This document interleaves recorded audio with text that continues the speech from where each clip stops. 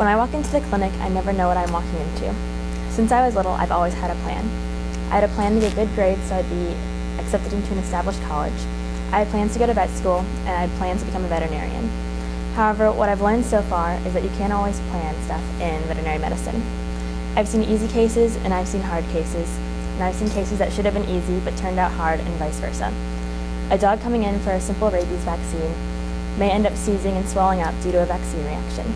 And a cat coming in for behavioral issues relating to marking his territory may stay a few days because an emergency surgery has to be done to unblock his bladder.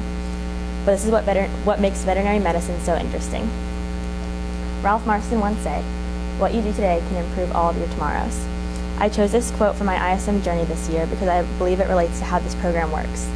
Although it's my senior year and many fall ill to the dreaded senioritis, I will remain determined and continue to pursue my dreams through the ISM program. I came into this year already too familiar with the time consumption and large workload. However, I also know the reward of remaining dedicated and putting in all that I have. I know that what I put into this program will only benefit me in the future. The first semester in ISM generally revolves around research, whether through interviews and conducting individual research analysis. But since I'm continuing my mentorship from last year, in place of informational interviews, I've gotten most of my research from mentor visits. So I'll start off with introducing my mentor. I'm shadowing Dr. Jillian Hunter from Lazy Paw Animal Hospital. I've shadowed her since December of last year through the ISM program. She personally treats my own animals, and she has over 14 years of experience as a veterinarian, and she's served as a mentor in the ISM program for several years now. I currently work at her clinic as a veterinary assistant, and she's provided me with many opportunities.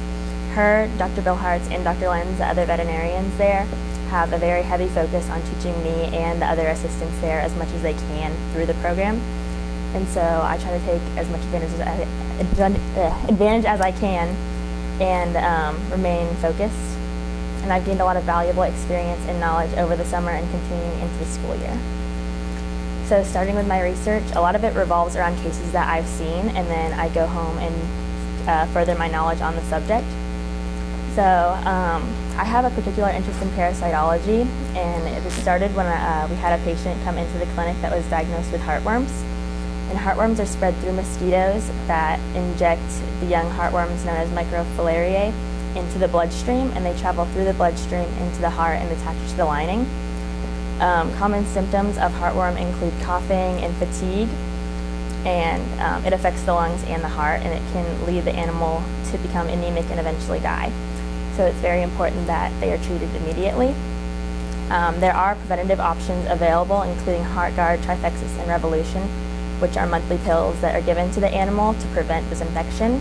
But if a dog is infected, there aren't many treatment options, and many of them are poisonous to the dog too, so they have to be done in small increments.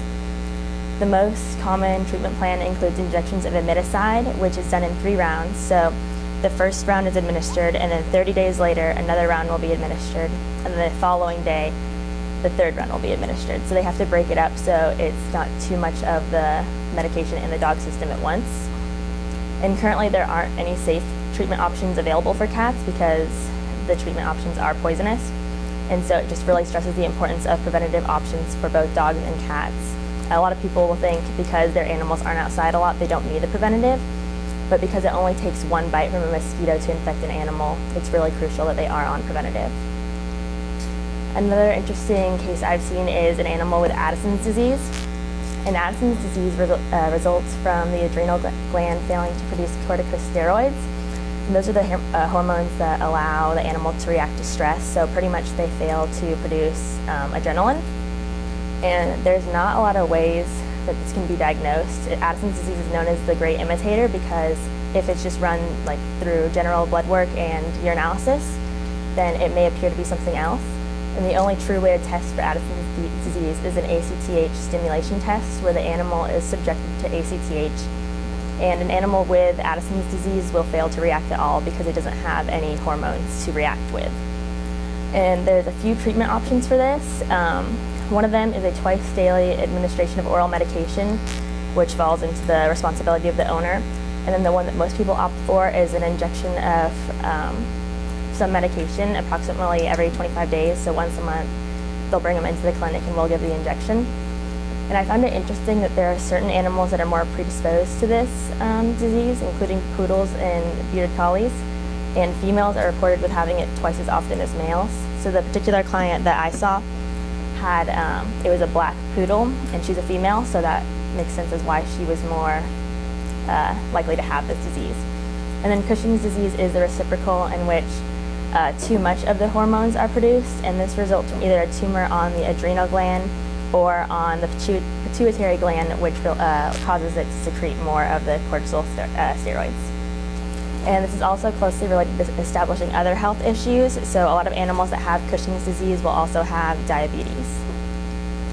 You can see here, this is the pituitary gland tumor that secretes the hormones, and then here's the one on the pituitary, or the adrenal glands. Another case I recently saw was a dog who had a lens luxation in both eyes, and a lens luxation occurs when the lens of the eye pops out and begins shifting either into the anterior chamber or the posterior chamber. And this can be really painful. It can cause blindness, and it poses the threat of the eyeball rupturing. And so the best way to treat this is just to remove the eye in its entirety, which is an enucleation, and the socket is then sewn shut. There are prosthesis options available, like glass eyes, but they're more expensive and often seen as unnecessary because most of the time the eye is just sewn shut anyways. And the eye socket may sink in, so a lot of the times owners will allow the hair to grow over the eye like this. But other than that, it shouldn't cause any other issues, and it actually alleviates the pain. And then another case I've seen recently was where a cat in labor came into our clinic, and she was actually a stray and had been recently adopted, and they didn't realize she was pregnant. But she had successfully delivered one kitten on her own. The second kitten had been stuck in the birth canal for over an hour and was already dead. And so they had to rush her to Lazy Paw for emergency C-section. And Dr. Hunter decided it was the best option to spay her at that time too, to prevent any other unwanted pregnancies. And so she was able to successfully deliver the third and fourth kitten and save the mother. So we ended up with one cat and 3 healthy kittens.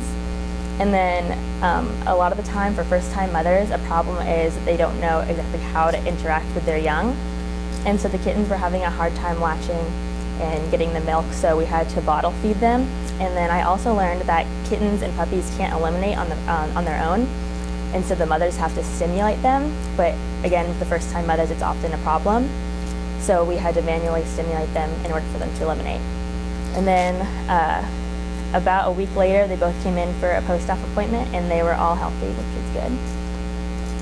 So overall, I've learned a lot through my mentorship over the past year. I'm working towards my certified veterinary assistant license for the end of the year. And as I go into the clinic more and observe more, I'm becoming more confident in basic skills. Last year, I just started drawing blood, but over the summer, I practiced a lot more. I'm confident on blood draws. I administer vaccines. I'm better at restraint, and I go into the rooms to interact with patients and clients with the veterinarians. And I'm also becoming more familiar with the different medications that are used to treat the different diseases. And I'm looking forward to continuing my skills and learning more, and soon I'll be able to help with radiographs when I turn 18. So moving on to my original work, because I have a large interest in parasitology, I really wanted to research both the external and internal parasites that affect dogs and cats and that are most often seen in our area. And so I'll be researching roundworms, heartworms, fleas, ticks, lice, and all those different parasites. And then I will be assessing the different treatment options offered by Lazy Paw Animal Hospital and kind of showing like the advantages and disadvantages of each. Like for example, for treating heartworm, HeartGuard is offered, which is like a treat-like pill, and the animals generally like taking it, but it treats against heartworm and intestinal parasites. And then Trifexis, it's a bitter-tasting pill, but it treats against heartworm, intestinal parasites, and fleas. And so it's often a better option, but it just kind of depends on how the client, how the patient want to assess that situation. And then I'll be compiling all the information in a visually appealing digital product, and my hope in doing this is to help myself learn more about the different parasites and the things that I'll be dealing with in the future, but also how it could be beneficial to clients if it was on the website. And so overall, I think it'll be a good product. And I'm just looking forward to continuing my mentorship with Dr. Hunter and learning as much as I can before I go off to college. you.